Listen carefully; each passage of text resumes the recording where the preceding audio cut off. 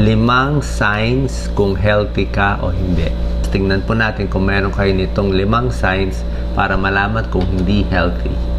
First step na gagawin nyo para malaman kung healthy o hindi, mag-stretching tayo. Pwede nyo to gawin mamaya.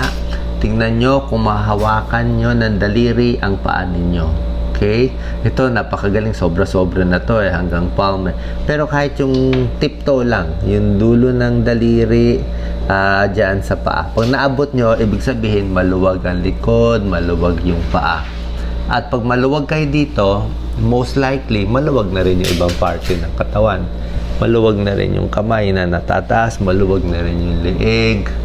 Diba? So, isang sign lang to para malaman kung masikip ang katawan mo. So, pwede nyo gawin yan kung stretchable kayo o hindi. Pero kung mag-stretch kayo, mag-exercise, gusto ko buong katawan. Huwag naman ito lang yung gagawin. Okay? Number 1, gusto natin stretchable ka para hindi ka masakuna, ma-injury. Kasi kung masikip yung katawan mo, mabilis ka mapilay. Ito, stretching. Yan. Para maganda daloy ng dugo, maganda galaw ng muscle. Number 2, para malaman kung healthy o hindi, kunin ang pulso. Okay, dito, pwede mo yung pulso mo. Mukha ka na relos, bilangin mo sa 1 minuto ilan yung tibok. Hanapin mo yung tibok. Hindi naman pwede walang tibok dyan. Pwede rin sa leeg, dito, carotid, pero pwede rin dito. So, ang normal is between 60 na tibok per minute, 1 minute yun, 60, hanggang 90 na tibok per minute. Mga 60 to 90 ang pinaka-normal. Pag ang 70 to 80, normal yan. Pag ang tibok mo 80 to 90, lampas 80, 85, medyo mabilis konti. Posibleng stress ka, baka napapagod ka lang, pwede yun. Pag naglakad, naghingal. Pag lampas 90, medyo mabilis na yun. Lampas 90, nagpapahinga ka, lagi mabilis ang heart rate. Pwedeng overweight, mabigat, walang exercise. Pwede may thyroid problem, pwede anemic, pwede may sakit sa puso. So, above 90 para sa akin, check nyo na. Pag lampas 100 beats per minute, tachycardic na yan, mabilis na yan. So, tingnan ang pulso. So, 60 to 90 on the average. Malalaman mo na dyan kung healthy o hindi. Next, pangatlong senyales, manas. Tingnan ang paa, lalo na sa mga lalaki, nagtanggal siya ng medyas, Doc Lisa. Kung merong naka-indent, tingnan nyo ito maigi. Normal na paa, manas na paa. Kadalasan dalawang manas Ngayon, para malaman kung may manas, pipindutin mo. Focus mo, Doc Lisa. Pag pinindot mo, may lumundo. Bumaon, di na makyat. Pitting edema, manas yan. Pwede rin dito. Pag dito, nagdikit, nagpiting edema, hindi umakyat, mas marami pang tubig sa katawan. Dito medyo marami, parang ilang litro na to Tapos to, ilang litro pang tubig yan, so sobrahan. Okay? So, pag meron pagmamana sa paa, bakit nag-iipon ng tubig? Maraming dahilan. Pangkaraniwang dahilan, dun muna tayo sa hindi delikado. Okay? Ang karaniwang dahilan, yung konting manas lang, huwag naman ganito ka manas. Ito, sobra manas to, laki. Sobra yan manas. Pero yung konting manas, pwede yan sa mga babae, sa hapon, lagi nakatayo, nag-iipon ng konting manas. Possible yon, baka normal lang yon. Kasi nag-iipon yung tubig sa paa. Mga buntis, pwede rin may manas, konti lang, konting manas lang. Yung mga umiinom na mga gamot sa high blood, minsan may manas din, possible din yon.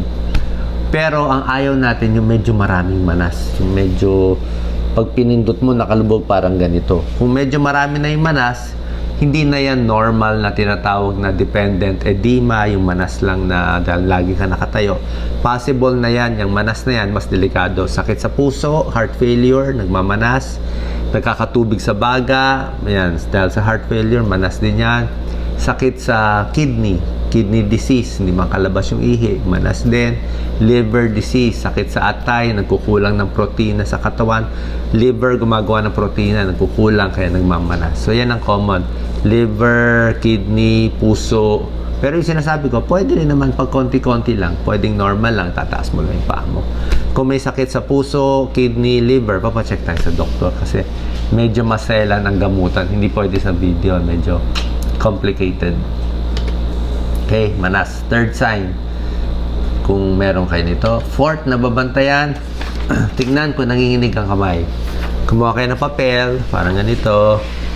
Ito pinapagawa ko sa mga may goiter. Try natin, diretsong kamay. Yan, tingnan mo kung nanginginig yung papel. Yan. Konting galaw, okay lang. Nangangalay ako eh. Yan, normal yan. Ang hindi normal yung ganito. Kung nakita mo gumaganyan na yung gumaganyan na yung papel. Nginig na yan, tremors na yon. Bakit nanginginig yung kamay? Mas kita mo kung may papel, ba't nanginginig? Nanginginig kasi may thyroid problem. Minsan hyperthyroid siya. Hindi lang pasmado yun. Hyperthyroid, sabihin may goiter. Tapos, sobra sa thyroid. So, kailangan magpapacheck sa doktor.